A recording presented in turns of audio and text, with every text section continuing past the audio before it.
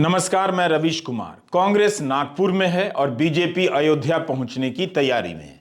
नागपुर से निकलकर आरएसएस और उससे जुड़ी बीजेपी मंदिर निर्माण की अपनी राजनीति को कोर्ट के आदेश के सहारे अंजाम पर पहुंचा रही है। तो नागपुर के पास वर्धा में बने गांधी आश्रम का रास्ता भूल चुकी कांग्रेस बैक टू बेसिक हो रही है। नागपुर में पहुंचकर मल्लिकार्जुन खड़गे और राहुल गांधी का आरएसएस को चुनौती देना यह सामान्य घटना नहीं। इसे आप केवल इसलिए खारिज नहीं कर सकते कि कांग्रेस चुनाव नहीं जीत सकती। इतनी हार के बाद एक राजनीतिक दल आरएसएस से लड़ने का ऐलान कर रहा है। इस तरह की राजनीति आपने पिछले 10 वर्षों में कब सुनी है और देखी है? यह सवाल जरूर पूछा जाना चाहिए कि क्या कांग्रेस आरएसएस से सीधी लड़ाई में उतरने जा रही है? राहुल गांधी पिछले 1 साल से आरएसएस का नाम लेकर साफ साफ बोलने लगे हैं। उनकी अपनी ही पार्टी ने कभी ऐसा नहीं किया। भारत की राजनीति में नागपुर का एक नाम आरएसएस के मुख्यालय के शहर के रूप में लिया जाता है। इस शहर में मुख्यालय होने के कारण नागपुर में आरएसएस का गढ़ माना जाता है। नागपुर की एक पहचान अंबेडकर से भी है और दीक्षा भूमि से भी है। नागपुर एक क्रांतिकारों की भूमि है। इसी भूमि पर बाबा साहब अंबेडकर ने लाखों लोगों को अपने विचारधारा में लाया और उनको सभी को एक सामाजिक न्याय दिलाया। महात्मा गांधी जी भी वर्धा और यहां पर कम से कम 2600 दिन यहां पर उन्होंने गुजारा है। करीब 7 साल उन्होंने मेहनत की।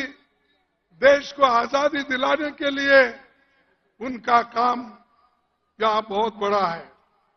देश के कोने कोने से लोग यहां आकर उनका सलाह लेते थे और देश को आजादी दिलाने के लिए क्या करना, इस विचारधारा का यहां पर बात होती थी। लेकिन भाइयों, यहां 2 है। एक प्रोग्रेसिव यानी प्रगति पर विचारधारा डॉक्टर अंबेडकर की है और दूसरे तरफ हमारे पीछे आरएसएस का बंगला है, क्योंकि आरएसएस भी जो पैदा हुई यहीं से हुई और आज यही आरएसएस देश को बर्बाद कर रही है। मोदी आरएसएस का झंडा लेके आगे जा रहे हैं और उसके पीछे आरएसएस है। इसीलिए आप सोचना चाहिए, आपकी बड़ी जवाबदारी है। जब तक आप नहीं उठेंगे तब तक ये जो समानता का एक झंडा है ये आप नहीं फहरा सकते हैं। आरएसएस और बीजेपी अयोध्या में राम मंदिर के उद्घाटन की तैयारी को देशव्यापी बनाने में जुटे हैं। इसके शोर में, चमक में कुछ और दिख जाए, किसी भी दल के लिए यह बहुत बड़ी चुनौती होने जा रही है। राहुल गांधी ने आरएसएस पर निशाना साधते हुए कहा कि यह लड़ाई विचारधारा की है और कांग्रेस अंबेडकर की कर्मभूमि में आई है। ये आपकी संस्थाएं हैं, चाहे सुप्रीम कोर्ट हो, इलेक्शन कमीशन हो,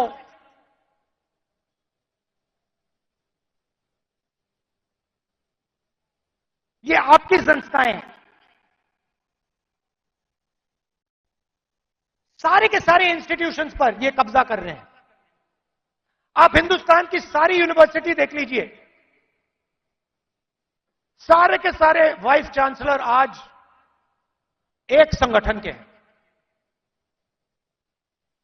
उनको आता होता कुछ है नहीं, कुछ नहीं आता उनको। हिंदुस्तान के वाइस चांसलर आज मेरिट पे नहीं बनते हैं। हिंदुस्तान के वाइस चांसलर आज अगर एक संगठन में हैं तब बन सकते हैं। तो सारे के सारे जो इंस्टीट्यूशंस हैं जिससे आपकी आवाज की रक्षा होती है, जिससे आप देश को चलाते हो, इन सब का ये कब्जा कर रहे हैं। मीडिया को देख लीजिए, कहा जाता था कि मीडिया लोकतंत्र के रखवाले हैं। मैं आपसे पूछता हूं, क्या आपको लगता है कि आज हिंदुस्तान का मीडिया लोकतंत्र की रक्षा कर रहा है? आरएसएस के खिलाफ मोर्चा खोलकर राहुल गांधी ने अपनी लड़ाई बहुत लंबी कर ली है। शायद वे बहुत अच्छी तरह से जानते हैं कि यह लड़ाई एक चुनाव जीतकर नहीं जीती जा सकती और बिना इस तरह की लड़ाई के अब किसी राजनीतिक लड़ाई का कोई मतलब नहीं है। उन्होंने भारतीय राजनीति का सबसे मुश्किल जोखिम उठाया है, जिससे आज तक हर दल के नेता बचते रहे हैं। आप देखेंगे कि शायद ही कोई राहुल गांधी की तरह आरएसएस के खिलाफ इतना खुलकर बोलता है। राजनीति में जीतने से ज्यादा जरूरी यह होता है कि इस बात की पहचान कर ली जाए कि लड़ना किससे है और किस लिए लड़ना है। कमलनाथ के भरोसे या उनके जैसे नेताओं के सहारे कांग्रेस आरएसएस से कभी नहीं लड़ सकती। कांग्रेस में कुछ और नेता आरएसएस को निशाना बनाते हैं, मगर एक पार्टी के स्तर पर देखें तो पार्टी अभी भी पूरी तरह आरएसएस के खिलाफ लड़ती नजर नहीं आती, ना वैचारिक रूप से तैयार नजर आती है। आरएसएस के खिलाफ लड़ने का मतलब है उसकी तरह हर क्षेत्र में उसी व्यापकता, अध्ययन और धीरज के साथ उतर जाना जहां आरएसएस आज पहुंच चुकी है। राजस्थान और छत्तीसगढ़ में कांग्रेस ने सत्ता में रहते हुए आरएसएस से कितनी लड़ाई लड़ी है, इसका अध्ययन कांग्रेस ही बेहतर कर सकती है। मगर आप कर्नाटका की राजनीति पर नजर रखते हैं तो इसकी कुछ झलक आपको मिल जाएगी। सवाल है कि क्या राहुल गांधी और उनकी कांग्रेस आरएसएस से लड़ने के लिए लंबे रास्ते पर चलने के लिए तैयार है। विचारधारा की यह लड़ाई कांग्रेस को जितनी सामने से लड़ने के लिए मजबूर करती है, उतनी ही भीतर से लड़ने के लिए उकसाती है। नागपुर में राहुल के भाषण में एक बदलाव दिखा। वे भी अब जवाब देने लगे हैं कि कांग्रेस ने क्या किया। 2014 में सत्ता में आते ही बीजेपी और गोदी मीडिया व्हाट्सएप यूनिवर्सिटी ने फैला दिया कि कांग्रेस ने 70 सालों में कुछ नहीं किया। इस आरोप का जवाब मल्लिकार्जुन खड़गे ने इस बार के चुनाव में खूब दिया, मगर जनता ने उन्हें वोट नहीं दिया। लोग कहते हैं कांग्रेस पार्टी ने क्या किया?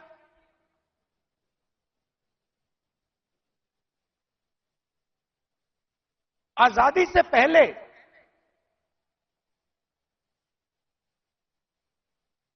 अगर आप इस देश में आते 500-600 राजा थे, अंग्रेज थे, राजाओं का गन सलूट होता था,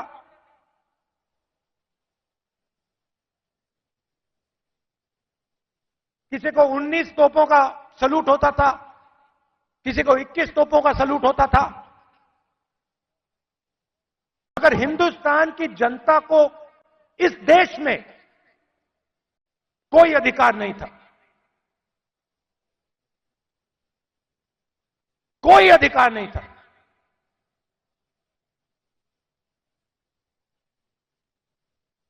गरीब व्यक्ति की जमीन अगर राजा को अच्छी लगी, 1 सेकंड में उसको ले जा सकता था। ये सारे के सारे अधिकार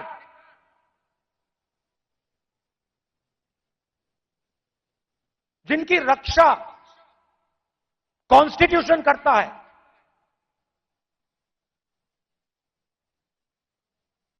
जो अंबेडकर जी ने, गांधी जी ने, नेहरू जी ने खून पसीना देके बनाया, ये कांग्रेस पार्टी ने दिया है। और आरएसएस के लोग, बीजेपी के लोग इसके खिलाफ थे। आज झंडे के सामने खड़े हो जाते हैं, सलूट मारते हैं। सालों के लिए इन्होंने तिरंगे को सलूट नहीं मारा था। 2014 में भी कांग्रेस को भारी हार का सामना करना पड़ा। उसके बाद के कई चुनावों में कांग्रेस को हार मिली। आप याद कीजिए, हर हार के बाद कांग्रेस सुस्त पड़ जाती थी, उसका मनोबल टूट जाता था। इस बार क्या कुछ अलग दिख रहा है? 3 राज्यों में भारी हार का सामना करने वाली कांग्रेस सुस्त नजर नहीं आ रही। उसकी राजनीतिक गतिविधियां पहले से तेज हुई हैं। वो दिल्ली से निकलकर नागपुर पहुंच गई है। अगर आप इसे समझना चाहते हैं तो मल्लिकार्जुन खड़गे के भाषणों में देख सकते हैं। यह कांग्रेस अध्यक्ष मल्लिकार्जुन खड़गे का ट्विटर हैंडल है। 3 दिसंबर को चुनावी नतीजे आए और कांग्रेस बुरी तरह हारी, लेकिन पिछले कुछ दिनों की गतिविधियां बता रही हैं कि कांग्रेस फिर से जुट गई है। कांग्रेस अध्यक्ष लगातार ट्वीट कर रहे हैं। 26 से 27 दिसंबर के बीच मल्लिकार्जुन खड़गे ने हिमाचल प्रदेश, आंध्र प्रदेश, पंजाब, जम्मू कश्मीर और बिहार की कांग्रेस इकाइयों के साथ चुनावी रणनीति और तैयारियों पर चर्चा की। अगर इतनी ही बैठक प्रधानमंत्री मोदी ने की होती तो मीडिया मोटे मोटे अक्षरों में लिखता कि मोदी दिन रात राजनीति करते हैं, कितनी मेहनत करते हैं। लेकिन 81 साल से अधिक के खड़गे लगातार बैठकें करते रहे, इसे नोटिस में नहीं लिया गया, क्योंकि खबरों से भी कांग्रेस को गायब कर देना इस दौर की एक कारगर रणनीति है और राजनीति है। पिछले 10 साल में देश में भाजपा और राष्ट्रीय स्वयंसेवक ये देश को तंग कर रहे हैं, और ये जो संघ की सरकार है, अगर इसको नहीं रोक सके तो देश बर्बादी की ओर जाएगा और लोकतंत्र खत्म हो जाएगी। देश का संविधान जो बाबा साहब अम्बेडकर और पंडित जवाहरलाल नेहरू जी ने मिलकर बनाया, वो भी खत्म हो जाएगा। मल्लिकार्जुन खड़गे कहते हैं कि यह संघ की सरकार है। कांग्रेस ने एक और पदयात्रा की घोषणा कर दी है। हालांकि इसमें बस से भी यात्रा शामिल है, लेकिन हार के बाद फिर से यात्रा पर निकलना बता रहा है कि कांग्रेस को समझ आ गया है कि अब चलते रहना है। इस बार की यात्रा 6200 किलोमीटर की बताई जा रही है। मणिपुर से मुंबई तक 14 जनवरी से 20 मार्च तक 67 दिनों की होगी। पिछली बार 136 दिनों की यात्रा कन्याकुमारी से चलकर कश्मीर में पूरी हुई। इन 2 यात्राओं के दौरान राहुल गांधी भारत के 26 राज्यों से गुजर चुके होंगे। 2024 का चुनाव राम मंदिर के मुद्दे के आसपास होगा, या जैसा भी होगा राम मंदिर की आभा में लिपटा होगा, या कुछ और नहीं, आरएसएस और बीजेपी का मुद्दा रहा है। इस एक मुद्दे के सहारे संघ और बीजेपी से सैकड़ों हजारों लोग सांसद बने, विधायक बने, पार्षद बने, वाइस चांसलर बने, न जाने क्या क्या बने। कितने राज्यों में बीजेपी की सरकारें बनी। आजाद भारत की राजनीति में किसी एक मुद्दे ने लंबे समय तक किसी भी राजनीतिक दल को इतना खाद पानी नहीं दिया है। आने वाले दिनों में जब बीजेपी और आरएसएस गांव-गांव घूमकर इस मुद्दे को लेकर घूम रहे होंगे, पूरे देश में फैल चुके होंगे, आप भी देखिएगा कांग्रेस और उसका आम कार्यकर्ता, नेता, प्रवक्ता जो पूरी तरह से सिमट चुके हैं, कैसे इस ताकत से लड़ने के लिए निकलते हैं। भारत की राजनीति में किसी को खारिज करने से बचिए और किसी का जयकारा लगाने से भी। राजनीति को राजनीति की तरह देखिए और देखिए कि कांग्रेस में मल्लिकार्जुन खड़गे और राहुल गांधी के अलावा कौन है जो आरएसएस से लड़ने के नाम पर घर से निकल पड़ता है। आरएसएस को भी इस लड़ाई में मजा आ रहा होगा। आरएसएस इस वक्त सबसे मजबूत स्थिति में है। पूरी राजनीतिक यात्रा के दौरान किसी ने उसे रोकने की कोशिश नहीं की। अब जब हर जगह आरएसएस छा चुका है, तब कोई उसके सामने लड़ने आया है। लड़ाई देखिए और हमारा वीडियो भी। नमस्कार, मैं रवीश कुमार।